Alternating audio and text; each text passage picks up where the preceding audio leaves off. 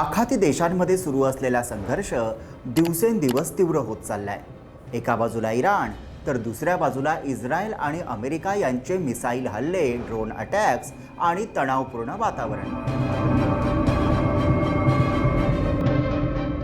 या सगळ्यात जगासाठी अत्यंत महत्त्वाचा समुद्री मार्ग स्ट्रेट ऑफ हॉर्म्यूज जवळपास ठप्प झाल्याची स्थिती निर्माण झाली.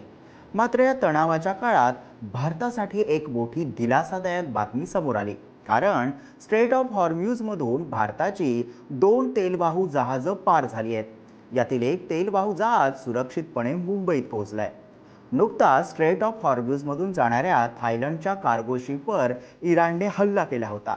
मग प्रश्न पडतो, नेमकं काय घडलं की इराणने भारताच्या तेलवाहू जहाजांना स्ट्रेट ऑफ हॉर्म्यूजमधून जाण्याची परवानगी दिली?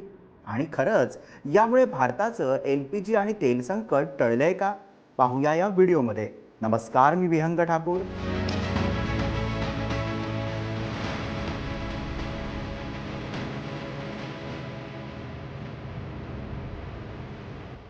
जगातील सर्वात महत्त्वाच्या तेलमार्गांपैकी एक म्हणजे स्ट्रेट ऑफ हॉर्म्यूज.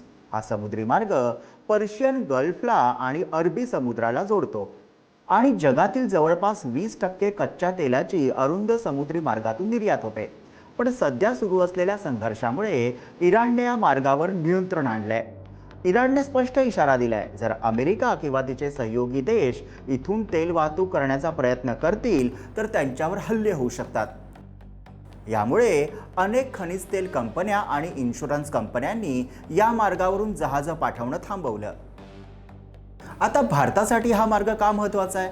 तर भारत हा जगातील 3ऱ्या क्रमांकाचा तेल ग्राहक देश आहे आणि भारताच्या तेल गरजांपैकी जवळपास 85 ते 88% तेल आयात केलं जातं. यातील मोठा हिस्सा आखाती देशांकडून येतो. विशेष म्हणजे भारताला दररोज जवळपास 22 लाख बॅरल तेल या मार्गातून मिळतं. म्हणजेच जर स्ट्रेट ऑफ हॉर्म्यूज बंद झालं तर भारताच्या ऊर्जा सुरक्षेला मोठा धोका निर्माण होऊ शकतो. मात्र या तणावपूर्ण परिस्थितीत भारतासाठी एक सकारात्मक घडामोड घडली. इराणने भारताच्या 2 तेलवाहू जहाजांना या मार्गातून सुरक्षितपणे जाण्याची परवानगी दिली. ही 2 जहाजं होती पुष्पक आणि परिमल. ही जहाजं तेल आणि नैसर्गिक गॅस घेऊन सुरक्षितपणे भारतात पोहोचली आहेत. या जहाजांनी स्ट्रेट ऑफ हॉर्म्यूज पार करून मुंबईत प्रवेश केलाय. यामागे एक महत्त्वाची राजनैतिक घडामोडही असल्याचं सांगितलं जात आहे. भारताचे परराष्ट्र मंत्री जयशंकर यांनी इराणच्या परराष्ट्र मंत्र्यांशी चर्चा केली. इराणचे परराष्ट्र मंत्री अब्बास अराघची यांच्याशी त्यांनी अनेक वेळा संवाद साधला. याशिवाय रशियाचे परराष्ट्र मंत्री सर्गेई लाव्हारोव्ह यांच्यासोबतही चर्चा झाली आणि त्यानंतर भारताच्या जहाजांना या धोकादायक मार्गातून जाण्याची परवानगी मिळाली. यामुळे अनेक विश्लेषकांच्या मते ही भारताची मोठी राजनैतिक कामगिरी आहे. या तणावाच्या वातावरणात तेल टँकर या मार्गातून भारतात पोहोचला.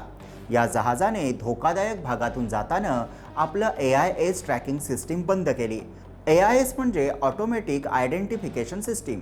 हे एक ट्रॅकिंग सिस्टीम असतं जे जहाजाची ओळख, वेग आणि स्थान सांगतं. पण हल्ल्याचा धोका टाळण्यासाठी या जहाजाने काही काळासाठी ही सिस्टीम बंद केली आणि शेवटी ते सुरक्षितपणे मुंबईच्या किनाऱ्यावर पोहोचलं.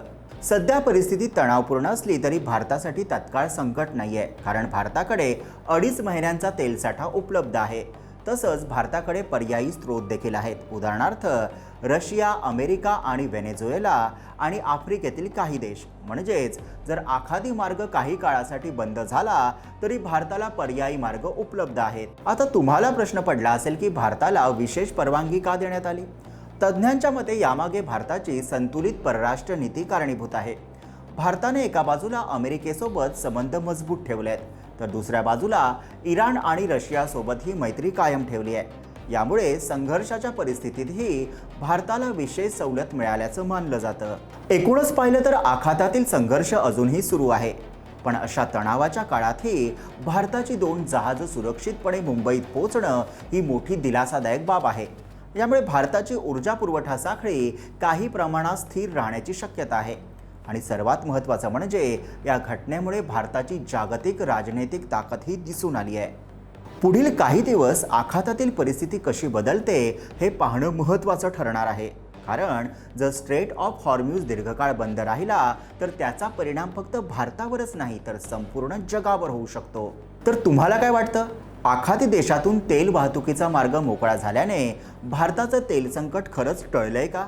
कमेंटमध्ये नक्की लिहा आणि अशाच महत्त्वाच्या घडामोडी समजून घेण्यासाठी व्हिडिओला लाईक करा, शेअर करा आणि आमच्या चॅनलला सबस्क्राईब करा.